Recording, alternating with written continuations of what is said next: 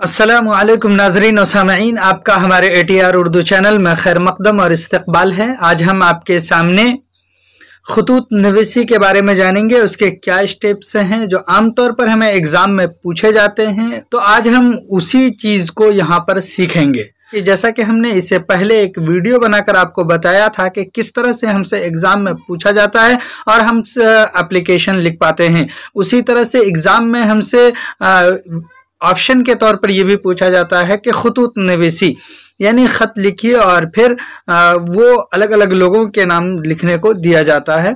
तो बिल्कुल उसी तरह से आपको चूज़ करना होता है कि आप एप्लीकेशन लिखेंगे या खतूत लिखेंगे। बाज़ दफ़ा तो ऐसा होता है कि सिर्फ़ और सिर्फ खतूत ही पूछ लिया जाता है, तो इस चीज़ को समझना बहुत ज़रूरी है।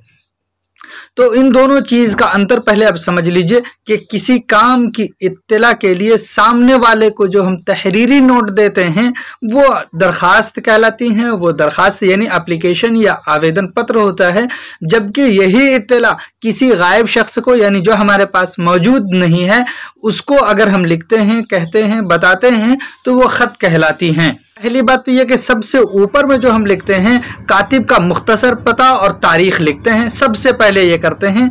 इसी तरह से दूसरे नंबर में हम अलकाब लिखते हैं, यानी जिनको ख़त लिखने को कहा गया है उनके बारे में उनके साथ में कुछ टाइटल लगाते हैं जिसको हम अलकाब बोलते हैं।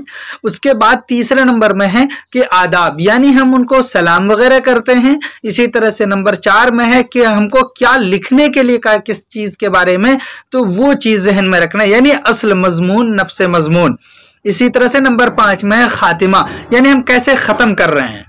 इसके बाद अगला पॉइंट है नामो पता, यानी जिसको हम लिख रहे हैं ख़त, उनका नाम और वो एड्रेस क्या है, कहाँ पर रह रहा है, क्या है, वो हम आखिर में लिखते हैं।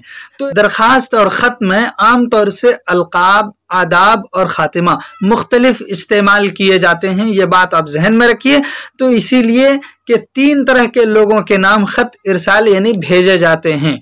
या तो वो होता है क्या कि वो हमसे बड़े होते हैं या फिर हमसे छोटे होते हैं, और एक होता है मिडिल में, यानी बराबर वालों के नाम भी ख़त लिखे जाते हैं। जबकि एप्लीकेशन है या फिर आवेदन पत्र है वो सिर्फ अपने से बड़े वालों के लिए लिखा जाता है। हम अपने से बड़ों को ही एप्लीकेशन देते हैं, यानी चाहे वो पोस्ट के एतबार से हो या फिर उम्र के एतबार से हो, एप्लीकेशन हम उन्हीं को देते हैं। लेकिन चलिए आइए हम आपको लिख कर बताते हैं ताकि आप सारे स्टेप्स को फॉलो करते हुए एक बेहतरीन लेटर लिख सकें। जब आप खत लिखना शुरू करें तो आप सबसे पहले दोनों तरफ हाशिया छोड़ दीजिए। हाशिया छोड़ने के बाद आप बीच से लिखना शुरू कीजिए, और हमने अभी आपको बताया कि सबसे पहले एक क्वेश्चन अराइज कीजिए। हम यहाँ पर एक सवाल लिखते हैं। सबसे पहले सवाल ये है कि आपसे अगर पूछा जाए अपने वालिद को एक ख़त लिखिए, यह आपसे पूछा जाएगा अपने वालिद को एक ख़त लिखिए जिसमें उन्हें तातील, दोस्तों के साथ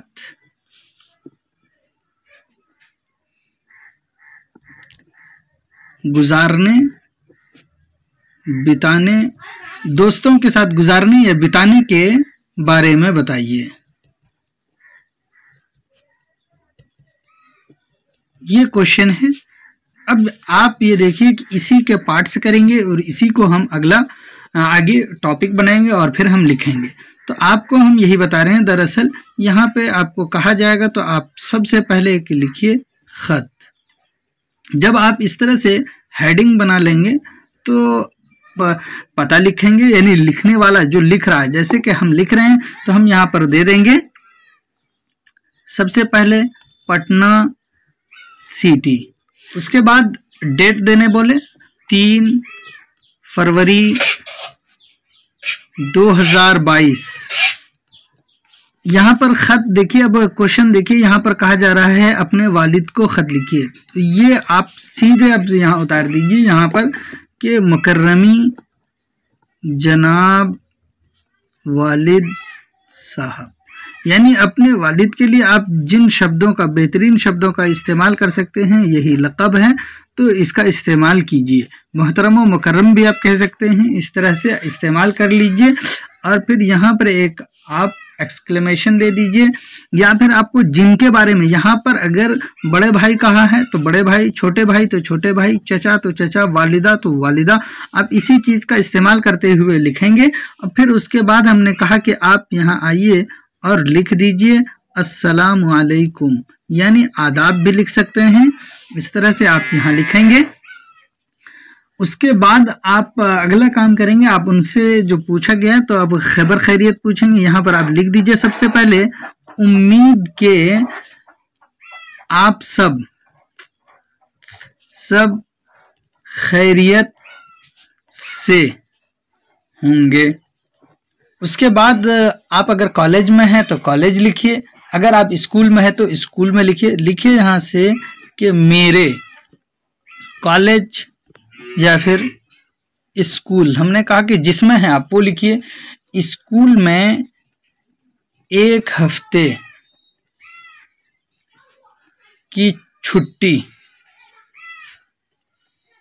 यानी तातील, यहाँ पर कहा ना कि लिखिए किस चीज के बारे में, तो वही है छुट्टी या तातील का शब्द इस्तेमाल कर लीजिए। छुट्टी हो रही है, तातील हो रही है। इस छुट्टी को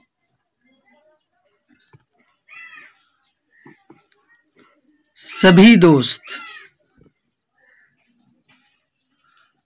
एक यादगार छुट्टी के तौर पर याद रखना चाहते हैं।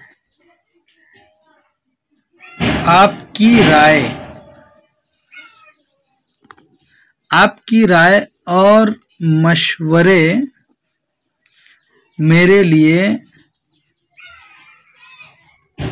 मुनासिब और सही होते हैं। आपने इतना लिख लिया है, यही मजमून है।